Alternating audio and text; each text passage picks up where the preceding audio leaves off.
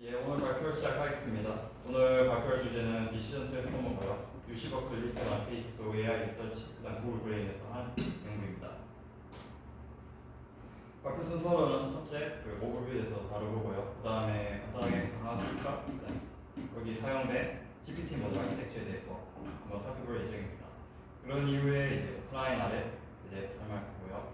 그다음에 메소드에서 디시전 트랜스포머에 사용된 아키텍처에 대해서 살펴보고 그 다음에 실험, 디스커션, 컨클루전 순으로 발표를 진행하겠습니다.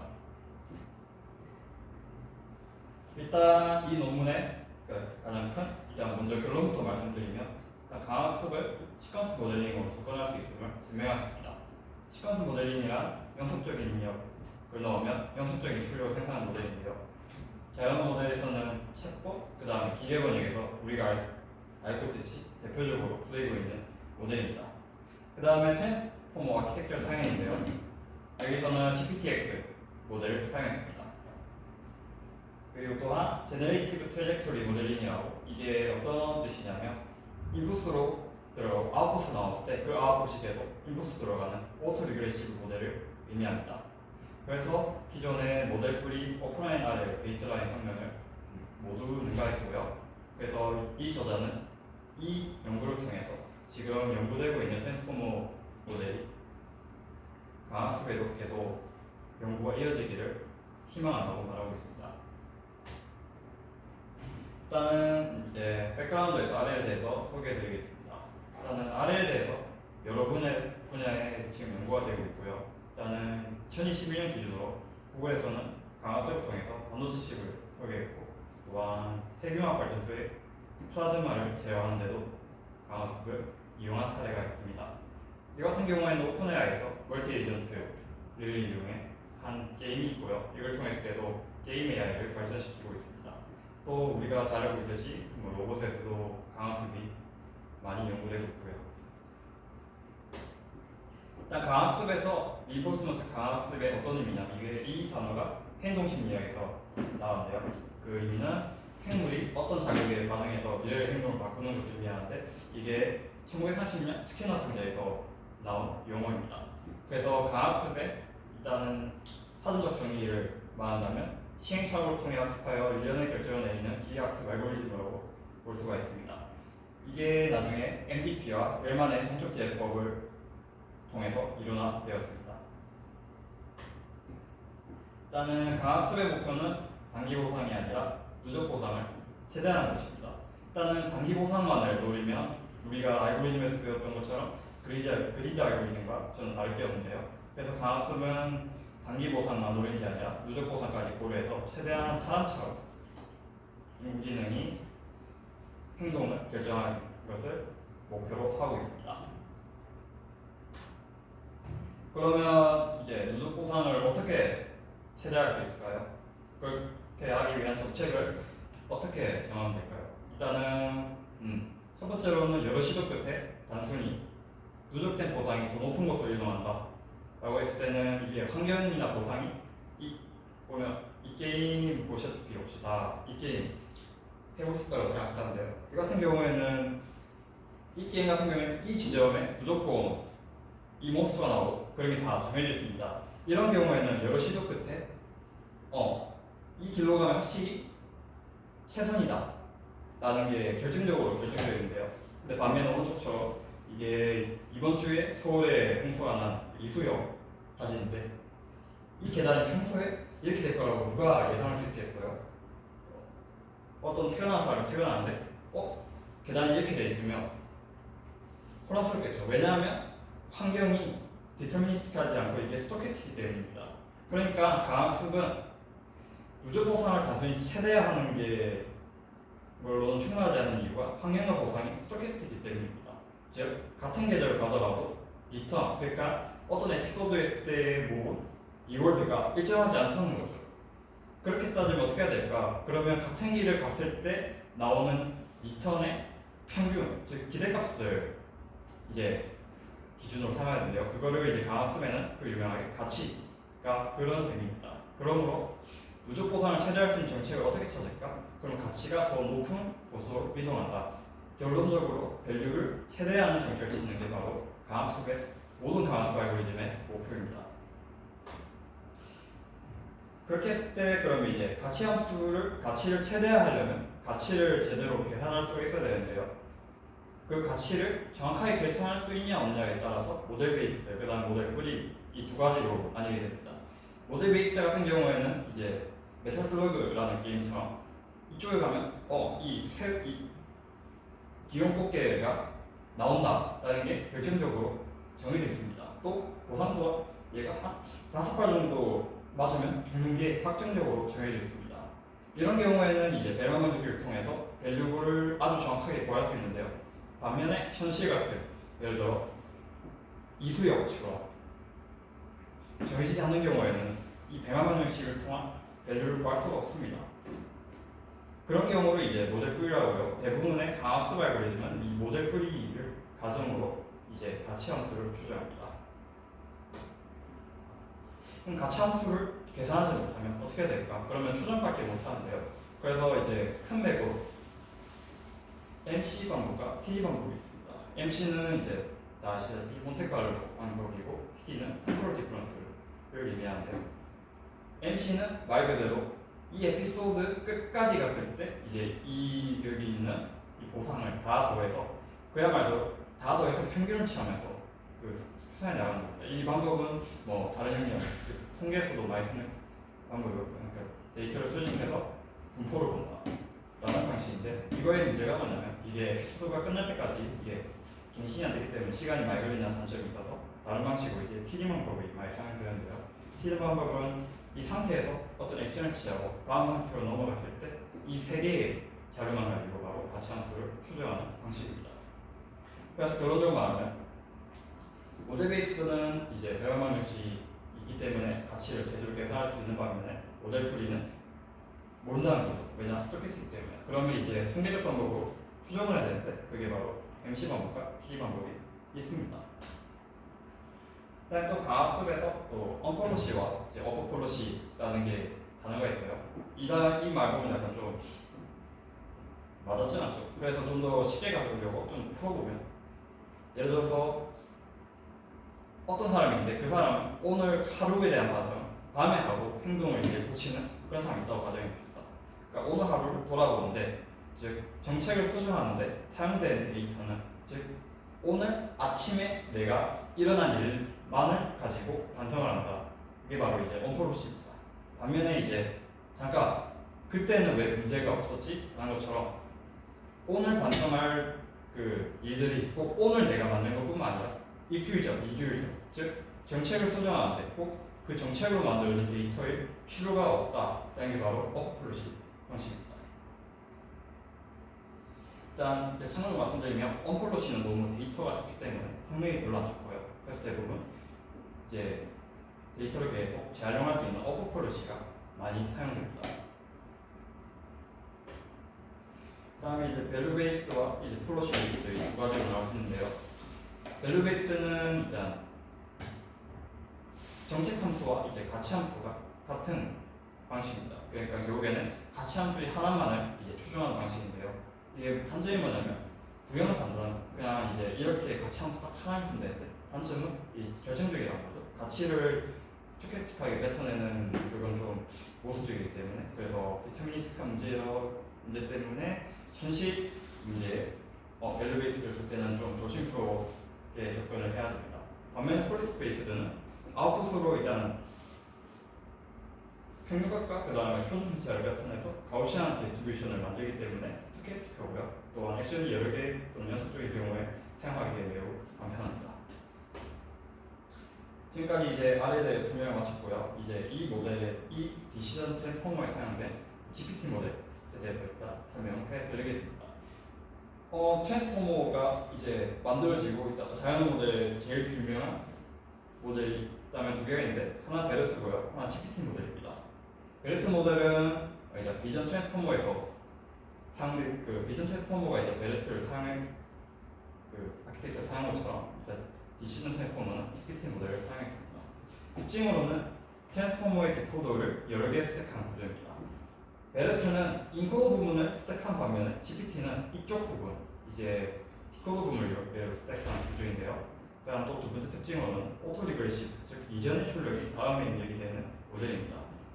여기 있는 이제 영상을 보시면 이 입력이 아웃풋이 나오면 다시 이 A가 다시 계속 이게 아웃풋에 계속 인풋으로 다 같이 들어가는 형태인데요. 이게 바로 오토 리그레시브 모델이라고 합니다. 그 다음 세 번째는 매스크드 셀프 어텐션이라고 해당 스텝의 오른쪽에 있는 단어를 몰아가지 않기 위해 매스킹하는 것을 의미하는데 어떤 뜻이냐면 트랜스포머에 제일 유명하게 셀프 어텐션 그런 단어가 있잖아요. 그게 어떤 의미냐면 이 단어가 있을 때 처음과 끝끼리 그 다음에 자기 이외의 모든 그 단어들과 연관성을 한다는 건데 이게 단어를 만들 때 어떤 문제가 있냐면 지금에 나올 단어를 결정하는 건 이전에 기반을 해야 되는데 미래가 하면 안 되잖아요. 그렇기 때문에 이 친구를 기점으로 뒤에 있는 오른쪽에 있는 단어들을 매스크가 한 상태에서 자기 이전에 있는 것들만 가지고 어텐션 값을 구합니다. 이걸 바로 이제 매스크드 셀프 어텐션이라고 부릅니다. 일단 트랜스포머를 이용한 가학습 연구의 동향을 이제 살펴볼 건데요. 이거 제가 좀 실수했네요. 백그라운드가 아니고 맞네. 죄송합니다. 일단은 여러 가지가 있는데 일단 대표적으로 스네일, 그 다음에 DTQN, 그 다음에 DTRFL인데 쉽게 그냥 정리하면 일단 트랜스포머를 가학습이 이용한 걸 크게 말하면 디코더 부분이 없어요. 디코드는 디시전 트랜스포머 이게 처음 시도고요. 대부분 비전 트랜스포머가 인코더를 사용한 것처럼 가학습에도 인코더 부분을 거의 대부분 사용했습니다. 또한 대부분은 또 Q 밸류 함수나 또는 폴로시 함수의 아키텍처로 그냥 간단하게 트랜스포머를 이용했는데요. 결과적으로 그렇게 큰 성능이 좋지는 않았습니다. 그래서 지금까지 트랜스포머에 대한 이용이 그렇게 큰 효과는 없다가 이번에 디시전 트랜스포머가 이제 그런 뚫고 이 트랜스포머가 강화석을 이용할 수 있다는 가능성을 제시하였습니다. 일단 이제 이 연구에서 디시전 트랜스포머가 오프라인 리인포스먼트 러닝이기 때문에 간단하게 오프라인 리인포스먼트 러닝에 대해서 소개하는 시간을 가지겠습니다. 일단은 오프라인 리인포스먼트 러닝은 탐색 없이 정해진 배치만큼의 데이터만을 가지고 에이전트를 학습하는 것을 의미하는데요.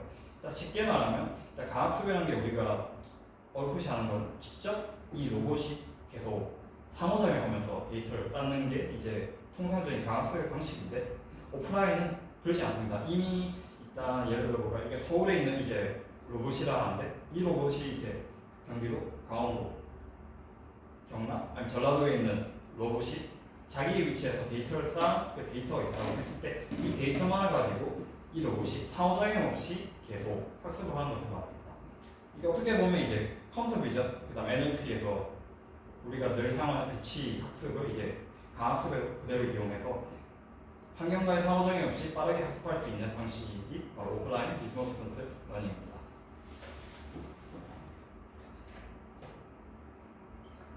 근데 이게 이미테이션 러닝과 조금 비슷한 면이 있어 좀 혼동할 수 있는데요. 이게 좀 다릅니다. 그래서 이미테이션 러닝이라는 거는 일단 글만으로 따라하는 걸로 의미하는 건데요. 그러니까 전문가의 시연으로부터 어떻게 행동하는지 보고 학습하는 겁니다. 그러니까 즉 따라만 하면 되기 때문에 보통 이미테이션 러닝에서는 보상함수가 없어요. 보상함수가 없고 그냥 그대로 행동의 이제 유사성말을 이제 로스 함수로 해서 계속 신경망을 이제 업데이팅합니다. 그래서 이미테이션 러닝에서 대표적으로 두 가지가 있다면 비헤비얼 클로닝과 그다음 인버스 리스폰스 러닝인데요. 비헤비얼 클로닝은 말 그대로 아까 제가 설명했죠. 그대로 행동 따라하는 그게 이제 목적인 반면에 인버스 리스폰스 러닝은 보상함수는 없는데 시험자의 그러니까 전문가의 행동을 보고 자기가 역으로 보상함수를 만들어가는 좀 더 비헤비얼 클로닝보다 좀 더 고차원적인 이미테이션 러닝입니다. 그러면 오프라인 리포스 러닝과 이미테이션 러닝의 차이가 뭐냐? 일단은 오프라인 리포스 러닝은 그 말대로 오토폴로시 딥 러닝 즉 보상함수가 있기 때문에 통상적인 강학습 알고리즘을 사용할 수 있습니다. 반면에 이미테이션 러닝은 보상함수가 없어요. 그렇기 때문에 통상적인 강학습의 알고리즘을 사용할 수가 없습니다. 또한 일단은 이미테이션 러닝은 말 그대로 행동을 보고 따라하는 거기 때문에 자기가 따라하는 시험자가 전문가여야 됩니다. 그냥 좀 애매한 그런 게 아니라 정말 전문가여야 되는데요. 반면에 오프라인 리포스 러닝은 전문가일 필요가 없고 서브 옵티멀한 데이터만을 가지고 학습이 가능합니다. 아까 제가 말씀드렸지만 대부분의 이미테이트 러닝 관련 문제는 보상함수가 없어요. 하지만 오프라인 이미테이트 러닝은 보상함수를 고려합니다. 왜냐하면 통상적인 강학습 알고리즘을 사용하기 때문이죠. 이건 뭐 아까 설명해드린 거고요. 그래서 결론을 말하면 오프라인 강학습은 서브 옵티멀하면서 오버플로시 데이터만을 가지고 환경과 직접적인 인터랙션과 익스플로레이션 없이 최적 정책을 찾는 방법론입니다. 그래서 이제 메소드를 이제 소개해드릴 건데요. 여기서 말하는 트래젝토리 레프레젠테이션에 대한 내용을 좀 알고 넘어가야 됩니다. 여기서는 이제 만약에 3K라고 하는 만약에 K, 예, 이게 이제 Return State Action을 한 묶음으로 해서 3K는 K개의 타임 스텝이 있다는 뜻이거든요. 근데 보통 강학습에는 리롤드를 쓰는데 여기서는 리롤드가 아니라 Return to Go라는 게 있습니다. 이게 무슨 말이냐면 만약에 이 마리오라는 귀여운 친구가 K번 타임 스텝을 갔을 때 오는 총 보상이 만약에 100이라고 가정했을 때 이 100을 가정했을 때 이 상태에서 마리오가 만약에 A1 즉 점프라는 행동을 했을 때 만약 보상을 15로 받는다면 그럼 이 100에서 이 받은 만큼의 15를 빼서 85를 이제 다음 타임 스텝의 리턴 투구로 입력합니다. 즉 이게 오프라인 리포스 모델링은 자기가 직접 환경과 상호작용 하는 게 아니고 이미 쌓여있는 일단 뭐 제가 이제 학습을 하는데 옆 친구가 마리오 게임하면서 만든 데이터가 있으면 거기에서 이제 계산할 수 있는 거기 때문에 이렇게 이제 그 에피소드에 대한 전체 리월드를 계산할 수 해서 이렇게 리턴 투구로 이제 정의할 수 있습니다. 이 리턴 투구를 굳이 정의한 이유가 뭐냐면 이게 과거 보상들보다 미래의 디자이어 리턴을 기반한 액션들을 생산하기를 원하기 때문에 이렇게 정의했다고 말하고 있고요. 그래서 이런 방식으로 이제 이거를 이제 인풋으로 모델에 집어넣습니다. GPT2 아키텍처 설명할 건데요. 아까 말씀드린 것처럼 이제 이게 한 묶음으로 이제 이렇게 타임 스텝이 구성되어 있습니다. 일단은 이제 트랜스포머 모델이기 때문에 인베딩이 필요해요. 그래서 이제 리턴 투고, 이제 스테이트, 그다음에 액션 이렇게 나눠졌을 때 리턴 투고와 그다음에 이제 액션 같은 경우는 단순히 이제 어레이이기 때문에 feed forward neural network layer normalize로 쉽게 인베딩할 수 있는데요. 근데 스테이트 같은 경우는 이 게임이 비주얼 인풋으로 많이 들어온 경우면 이제 CNN 처리를 거치고 그게 아니다. 그게 아니고 그냥 배로 정도다 하면 아까 이 그대로 똑같은 과정을 해서 이 세 개에 대한 리턴 투고, 그다음 스테이트, 그다음 액션에 대한 인베딩을 작업을 수행합니다. 그리고 트랜스폼 하면 놓칠 수 없는 바로 포지셔널 인베딩이겠죠. 왜냐하면 이 순서 정보를 이제 모델이 주요가 되기 때문에 그렇기 때문에 이제 리턴 투고, 그다음 스테이트, 액션 이 한 묶음에 대해서는 이제 같은 시점으로 봐야 되기 때문에 똑같은 포지셔널 인코딩을 수행해서 이제 최종적인 인풋을 만듭니다. 일단 이게 한 스테이트에 대해서 그래서 이제 말씀드린 것처럼 이게 그대로 올라가는 거죠. 여기는 일단은 이게 어떤 의미냐면 이 세 개가 사실은 다 올라갑니다. 다 올라가는데 내부 처리에서는 이제 이 A1을 고려하지 않습니다. 왜냐하면 학습은 이 리턴 투고와 스테이트가 있을 때 어떤 행동을 할지 예측하면서 모델을 학습하는 거기 때문에 들어갈 때는 A가 들어가지만은 B일 때는 그러니까 연산 과정에서는 이 A1은 빠져있게 됩니다. 그래서 이제 최종적으로 이제 이런 이제 시퀀스가 있으면 이게 인베딩을 거친 이제 행렬이 되겠죠. 이걸 이제 저희가 잘 아는 트랜스포머 보면 Q, 쿼리, 키, 밸류 연산으로 이제 어텐션 값을 구하게 됩니다. 이게 보면 이제 매스크드가 아까 제가 말씀드린 것처럼 어떤 행동의 예측을 하는데 과거를 기반으로 해야지 오늘 내가 할 일을 내일 일을 이렇게 참고한다. 이거 좀 모순이기 때문에 이렇게 매스크드를 처리를 해서 이렇게 어텐션을 계산을 합니다. 그럼 이제 아웃풋이 나와야 되는데, 즉 아웃풋으로는 액션이 나와야 되는데 이제 이렇게 통과한 이제 리턴 투고, 스테이트가 있으면 리턴 투고는 사용하지 않고 스테이트에 대해서 이제 액션 인베딩의 연산으로 이렇게 아웃풋을 액션을 뽑아내게 됩니다. 이제 아까 전에 제가 말씀드렸지만 이 액션도 같이 들어가면 연산에는 이용되지 않는다고 제가 말씀드렸는데요. 이게 언제 사용되냐면 이제 GPT-2 모델이 내뱉은 예측값 액션과 이 A를 이제 로스 값을 구성하는 데 사용됩니다. 이게 결국에 의미한 게 뭐냐면 전문가가 그러니까 어떤 의미의 다른 데이터웨이트 에이전트가 하는 행동을 그대로 이제 따라하도록 그러니까 그 차이가 없도록 하기 위해서 일단 액션과의 로스 그 차이를 로스로 잡는데요. 그 액션이 만약에 연속적이다 그러면 밀스퀘어 에러를 구성하고요. 만약에 이산적이다 디스크리트하다 그럴 때는 코스 엔트로피 로스로 로스 값을 구성합니다. 이제 실험에 대해서 살펴볼 건데요. 실험은 이제 아타리, 그 다음에 짐, 그 다음에 키투도라는 세 개 게임이 있습니다. 일단 아타리 같은 경우에는 이제 DQN에서 쓰여진 실험이기 때문에 아주 유명한 게임인데요. 이 게임에서 가장 힘든 거는 핑퐁 게임을 해보시면 아시겠지만 공을 쳤을 때 이 벽을 이 뭐라 하나 이게 벽돌을 부수면 점수가 오는데 문제는 이걸 공을 치자마자 보상 얻는 게 아니라 조금 지연이 되잖아요. 벽을까지. 그 때문에 이 크레디 어사이먼트 문제라 해서 이런 문제가 조금 해결하기 어려운 문제입니다. 오픈AI 짐은 D4R 데이터셋이라고 오픈AI 강학습을 위해서 만들어진 데이터셋입니다. 이게 세 가지가 있는데요. 미디엄, 그 다음에 미디엄 리플레이, 그 다음에 미디엄 엑스퍼트라는 게 있습니다. 일단 미디엄이라는 의미는 전문가, 엑스퍼트가 평균적으로 되는 그런 성능이 있으면 그 성능의 3분의 1 정도를 도달했을 때 미디엄이라고 합니다. 그러니까 미디엄 데이터는 그 3분의 1에 도달했을 때 이제 학습을 멈추고 이제 이벨루션으로 그 미디엄에 있는 에이전트가 계속 데이터를 100만 개의 타임스텝을 생산한 이게 데이터고요. 미디엄 리플레이는 이게 미디엄 그러니까 3분의 1 지점으로 갈 때까지 가기 위해서 학습된 그 데이터만을 가지고 이제 구성된 데이터입니다. 그다음 미디엄 엑스퍼트는 아까 그냥 그 말 그대로 전문가가 만든 데이터인데요. 여기 보면 엑스퍼트 100만 개와 그 다음에 미디엄 토로시가 만든 이제 100만 스텝이 섞여 있는데 이렇게 구성한 이유는 왜냐면 현실에서는 엑스퍼트가 로 구성하기 어렵기 때문에 이 현실적 그러니까 쓰레기 데이터를 넣어도 강학습 모델이 제대로 그 학습이 되는지 그걸 살펴보기 위해서 이렇게 두 개를 섞어놨습니다.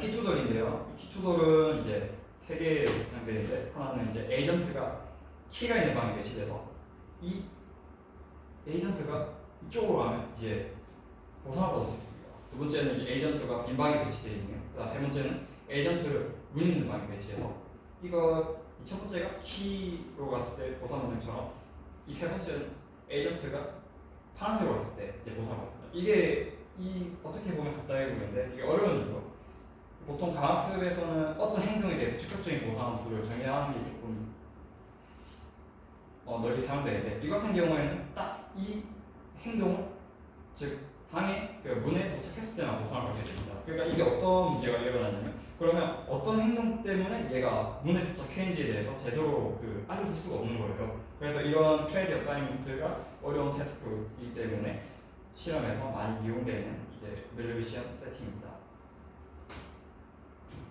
그리고 아까 이벨루에이션 이전에 아키텍처 소개할 때 이미 쌓아놓은 데이터에서 어떤 에피소드에 있는 리로드를 전부 더해서 리턴 토글을 구성하고 이 스테이트에 어떤 액션을 취했을 때 받는 보상으로 이제 다음 리턴 토글은 뺀 상태로 이제 한다고 말씀드렸는데요. 근데 이벨루에이션 경우에는 자기가 처음부터 해야 되는데 쌓아놓은 게 없잖아요. 그렇기 때문에 리턴 토글은 그냥 상수값으로 정합니다. 그래서 이 실험에는 10, 20, 30, 40 이렇게 이제 값을 다르게 하면서 실험을 계속 진행했습니다. 실험 결과를 일단 살펴보면 전체적으로 아타리 같은 경우에는 TD 이론, 그러니까 일반적인 강학습 알고리즘이 가장 큰 성능을 내는데 반면에 오픈AI 짐이나 그다음 키투도 같은 경우에는 디시전 플랫폼과 더 높은 성능을 이뤄냈고요. 특히 키투도는 정말 어떤 행동이 결국에는 문으로 도달했거나 키를 받는 그런 어려운 문제에서 디시전 플랫폼과 압도적인 성능으로 다른 방식을 능가했다는 것을 확인해 볼 수가 있습니다. 이 두 번째 같은 경우는 이제 아타리를 게임을 이제 살펴보는 건데요. 이 같은 경우에는 일단 큐베트를 제외하고는 이제 나머지 세 개에서는 CQL이라고 이게 오프라인 리스폰스 프로그래밍에서 유명한 컨저베이티브 큐러닝이라고 있는데요. 이거 같은 비교했을 때 큐베트를 제외하고 세 개 분야에서 이제 경쟁적인 성능을 이뤄냈다고 볼 수 있습니다. 그 다음에 오픈AI 짐 같은 경우에는 확인할 수 있듯이 대부분의 이제 데이터에서 이 소터 성능을 이뤄냈다고 볼 수 있습니다. 그럼 이제 디스커션 넘어갈 건데요. 첫 번째로, 그러면 아까 전에 저희가 학공처럼 이 GPT 사용하면서 로스가 액션의 차이로 로스를 구성했잖아요. 그럼 이게 단순히 그럼 비헤비얼 클로닝과 다를 게 뭐냐? 라고 할 수 있기 때문에 그거를 이제 반박하기 위해 한 실험이고요. 보시다시피 이게 이 두 개가 뭐냐면 이 데이터 숫자를 좀 다르게 하는 겁니다. 이거 같은 경우에는 이제 여기서 사용한 아타리 데이터, 그 오픈AI 이거는 오픈AI 짐인데 이 같은 경우에는 이제 아타리 있는 전체 데이터셋에서 1%만 사용한 경우인데요. 1%인 경우를 살펴보면 이제 비헤비얼 클로닝보다 전체 이 큐베이트를 제하고는 더 높은 성능을 발휘할 수 있습니다. 그러면서 이 논문에서 하는 이야기는 우리 디시전 트랜스포머는 데이터가 적을 때 일반화 성능이 뛰어나다는 것을 확인할 수 있다라고 말하고 있습니다. 그리고 이제 컨텍스트 랭크 말 그대로 이제 학습을 할 때 길이를 길게 할까 짧게 할까 그런 걸 말하는데요. 그래서 결론은 좀 더 길게 했을 때 좀 더 좋은 성능이 나온다라고 이 논문은 주장하고 있습니다. 그리고 이거는 이제 디시전 트랜스포머가 이펙티브 롱텀 크레딧 어사이먼트를 잘 해결하냐 라는 말이 아까 말했처럼 딱 문에 갔을 때만 보상을 주는 그런 문제에 대해서 디시전 트랜스포머가 좋은 성능을 내냐라는 그런 말인데, 아시다시피 디시전 트랜스포머가 일단 이거 CK 랜덤 트레토리 같은 경우에는 BC 이게 좀 더 좋은 성능인데 그 이후에 이제 데이터가 적을 때는 매우 압도적인 성능을 보이는 것을 확인할 수가 있습니다. 그리고 이제 이것도 키투돌인데요. 이거에 맞은 보상이 그러니까 할 때마다 주어진 게 아니라 딱 그 목표물을 갔을 때만 주는 이 스파르스한 상황에서도 제대로 적동하냐라는 걸 했을 때 픽업키 그다음 리치도 했을 때 이 모델의 이 경우에서는 이제 액션만 예측하는 게 아니라 리턴도 예측하도록 약간 좀 모델을 좀 조정했을 때 픽업키 그다음 리치도를 이때 이 모델이 보상을 받을 가능성이 높다라고 하려고 봤을 때 이 모델이 언제 보상을 받을 수 있는지를 제대로 캐치했다는 것을 확인할 수 있습니다. 그래서 결론을 말씀드리면 디시전 트랜스포머가 베르트를 사용했다면 디시전 트랜스포머는 GPT를 사용했고요. 그러므로 트랜스포머 계열의 모델을 접목시켜 연구를 진행할 수 있다는 가능성을 제시했습니다. 네, 마치겠습니다.